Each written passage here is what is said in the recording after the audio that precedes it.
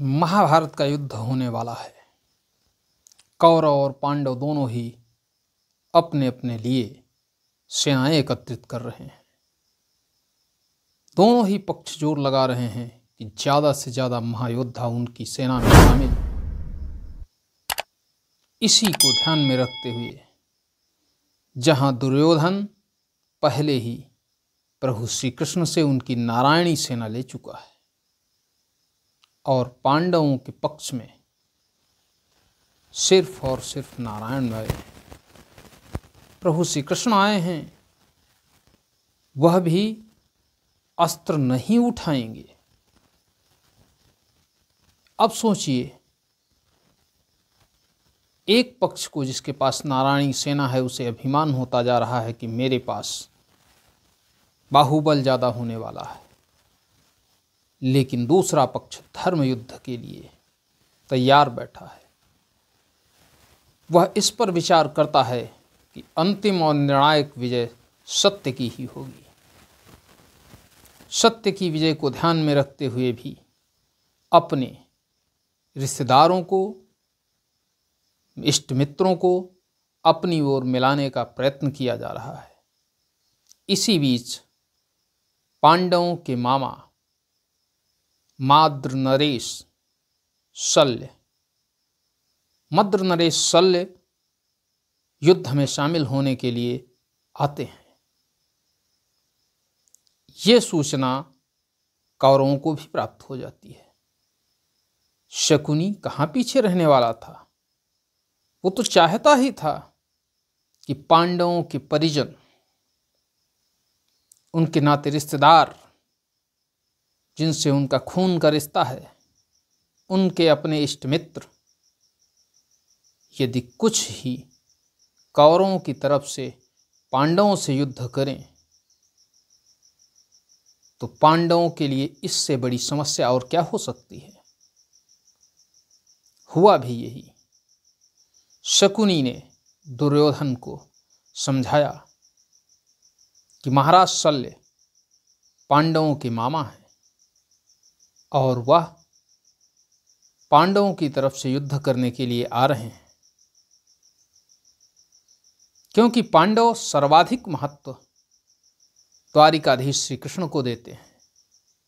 इस बात से मद्र नरेश आंतरिक खिन्न रहते हैं और हमें इसका फायदा उठाना चाहिए।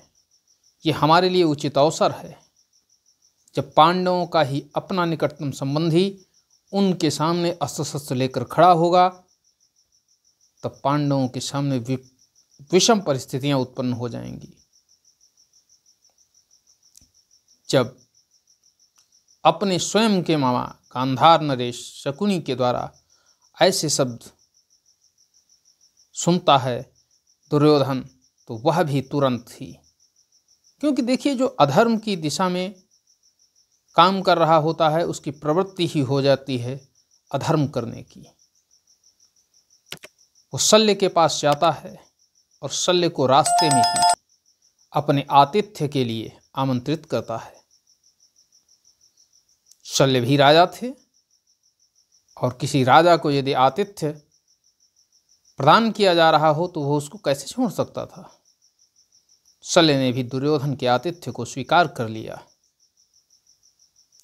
दुर्योधन ने जहाँ शिविर लगा था शल्य का, रास्ते में ही उसकी इतनी सेवा की कि शल्य प्रसन्न हो गए दुर्योधन पर और कहा कि मेरे स्वयं के भांजे नकुल सहदेव ने भी मेरी इतनी कभी भी सेवा नहीं की जितनी कि दुर्योधन तुमने की है। मांगो, क्या मांगते हो। दुर्योधन ने कहा कि हे मामा, अब महाभारत का युद्ध होने वाला है, महासंग्राम होने वाला है, इसमें मांगा ही क्या जा सकता है। मैं आपसे एक ही अनुरोध करूंगा कि आप जैसा महारथी यदि मेरी तरफ से युद्ध करेगा तो मुझे बहुत ज़्यादा मजबूती मिलेगी। शल्य सोच में पड़ गए। जब शल्य सोच में पड़े हैं, उसी समय एक और मायावी जिसका नाम पौंड्रक था। वो मायावी पौंड्रक जो कि स्वयं को वासुदेव कहलवाता था,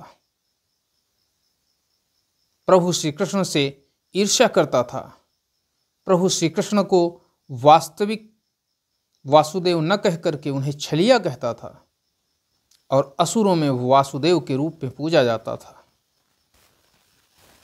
वही पौंड्रक आता है और शल्य को समझाता है कि हे महाराज, आप कोई सामान्य नहीं हैं, आप महावीर हैं, आप अतिरथी हैं, आप जैसा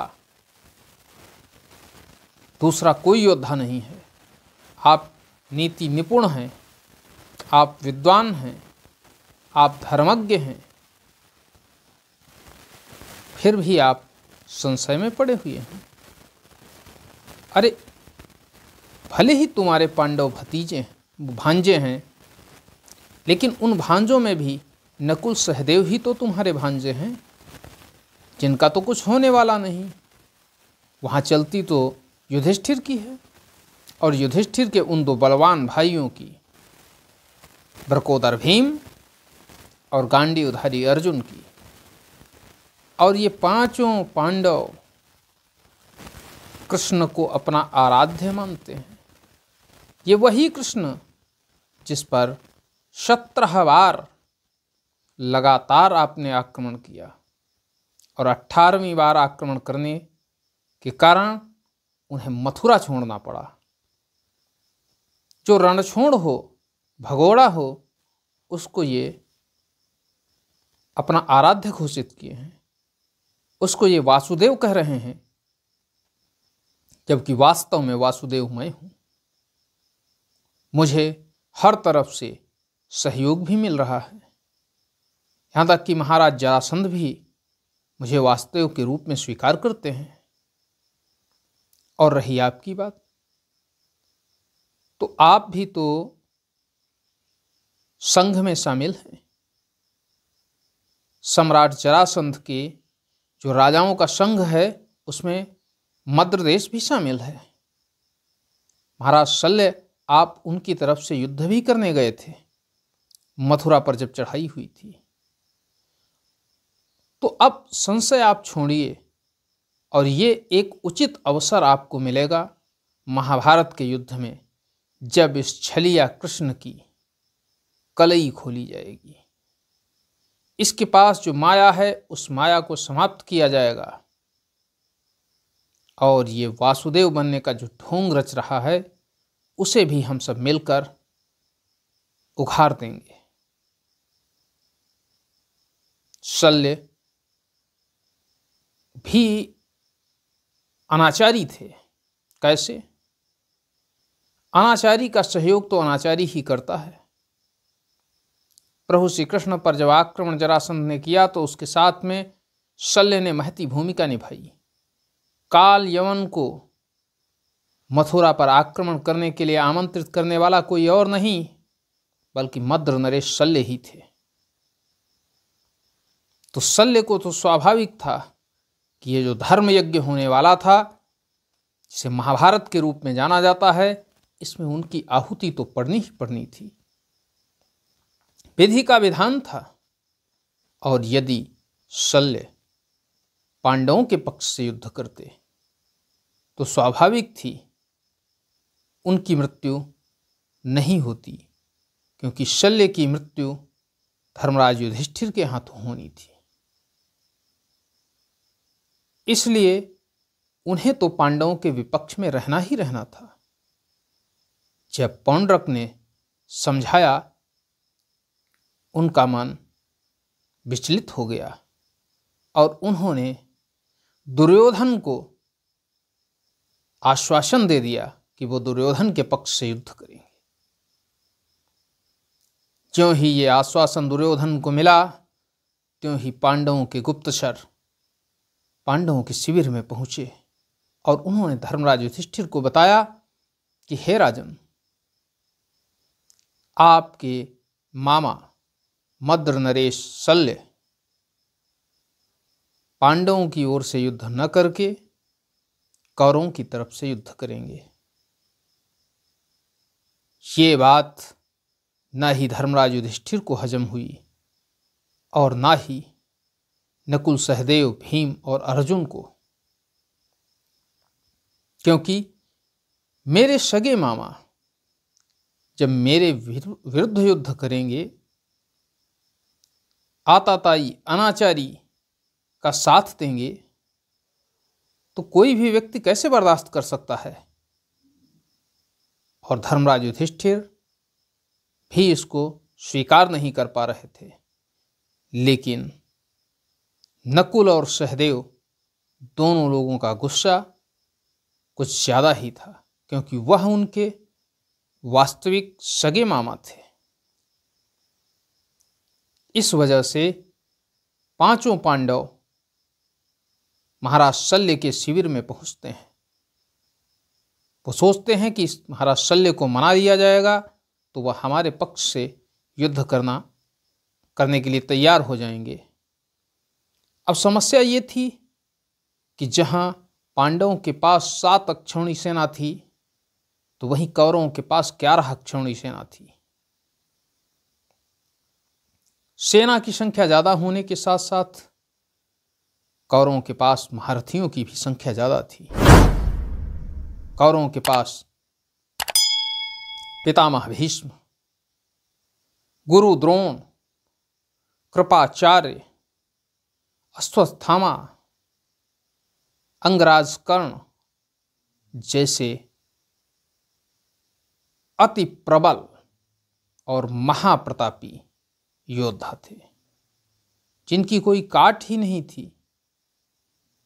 ऐसे योद्धाओं के होते हुए कैसे कौरवों को पराजित किया जा सकता था। जब ऐसी स्थितियां आ गईं, तब मजबूर होकर के नकुल और सहदेव को शल्य से कहना पड़ा कि मामा श्री, आप तो मेरे पक्ष में युद्ध करने के लिए आए थे, फिर आप दुर्योधन के पक्ष से युद्ध करने के लिए क्यों तैयार हो गए। शल्य को इतनी मदिरा का पान करा दिया गया था कि शल्य समझ नहीं पा रहे थे कि शल्य को क्या करना चाहिए और क्या नहीं करना चाहिए। इसी स्थिति का लाभ उठाते हुए पौंड्रक ने प्रभु श्री कृष्ण पर आरोप लगाया कि तुम छलिया हो और तुम लगातार मेरे साथ छल करते आए हो, इसलिए तुम मेरा सुदर्शन चक्र लौटा दो जो कि तुमने छल से अपने पास रख लिया है। प्रभु श्री कृष्ण ने पौंड्रक से कुछ नहीं कहा, वह मौन थे। और जब कोई व्यक्ति मौन होता है, भले ही वह कितना ही ताकतवर क्यों न हो, उसका मौन होना सामने वाले को बल प्रदान करता है। और ऐसे ही वो समय पौंड्रक को बल प्रदान कर रहा था, और ऐसा बल प्रदान कर रहा था कि पौंड्रक समझ नहीं पा रहा था कि वो क्या कहता जा रहा है। वह प्रभु श्री कृष्ण के ऊपर आरोप पर आरोप लगाता जा रहा था। जब बर्दाश्त से बाहर हुआ तो भीम उससे युद्ध करने के लिए तैयार हो गए और उन्होंने कहा कि महाभारत का युद्ध तो बाद में होगा, लेकिन पौंड्रक दुष्ट, मैं तेरा भी संहार कर दूंगा। प्रभु श्री कृष्ण जानते थे कि पौंड्रक मायावी है, उसके पास अपार मायावी शक्तियां हैं, भीम उससे जीत नहीं सकते हैं। इसलिए भीम को बीच में ही रोक दिया। और भीम को बीच में रोक करके प्रभु श्री कृष्ण पौंड्रक से कहने लगे कि हे पौंड्रक, तुम गलत नहीं कह रहे हो, तुम सही ही कह रहे हो कि जब मेरे पास न सेना है, न मेरे अस्त्र शस्त्र हैं, मेरे अपने परिजन भी मेरे विरुद्ध में युद्ध कर रहे हैं, तो मेरे पास इस सुदर्शन चक्र की क्या आवश्यकता है। मुझे इसे तुम्हें दे देना चाहिए। पौंड्रक अट्टहास करने लगता है, वो समझ नहीं पा रहा था कि प्रभु क्या बात कह रहे हैं। पौंड्रक कहता है, यही तो मैं कब से कहता आ रहा हूं, ऐ छलिए कृष्ण, आज पहली बार तूने सत्य कहा है अपने मुख से, क्योंकि आज तक तूने सत्य तो बोला नहीं। लेकिन आज तू सत्य बोल रहा है। तू वो सुदर्शन चक्र मुझे वापस कर दे जिसकी वजह से मैं अभी तक अपूर्ण था। सुदर्शन चक्र को प्राप्त करके मैं वास्तविक वासुदेव हो जाऊंगा और तेरी माया को नष्ट कर दूंगा। फिर मैं अपराजित हो जाऊंगा, अपराजेय हो जाऊंगा। कोई भी दुनिया का योद्धा मुझे पराजित नहीं कर सकता है। प्रभु श्री कृष्ण कहते हैं, सत्य कहा पौंड्रक, क्योंकि वास्तविक वासुदेव बनने के लिए सुदर्शन का होना अत्यंत आवश्यक है। यदि सुदर्शन चक्र ही नहीं तो वास्तविक वासुदेव कैसे बन सकते हैं आप? किसी का नाम रख लेने से कोई व्यक्ति वह नहीं हो जाता है। व्यक्ति प्रत्येक अपने आचरणों से अलग पहचाना जाता है। खैर, यदि तुम्हें सुदर्शन चक्र ही चाहिए तो वह मैं तुम्हें देने के लिए तैयार हूं। और प्रभु श्री कृष्ण सुदर्शन चक्र का आवाहन करते हैं, और ज्यों ही वह सुदर्शन चक्र का आवाहन करते हैं त्यों ही पौंड्रक, दुर्योधन, शकुनी अत्यंत प्रसन्न होते हैं। लेकिन उन्हें यह पता नहीं था कि सुदर्शन का भार इस त्रिभुवन में केवल और केवल त्रिलोकीनाथ भगवान श्री कृष्ण, जो कि नारायण श्री हरि के अवतार हैं, वही संभाल सकते हैं। दूसरा और कोई नहीं है जो सुदर्शन चक्र को के भार को सहन कर सके।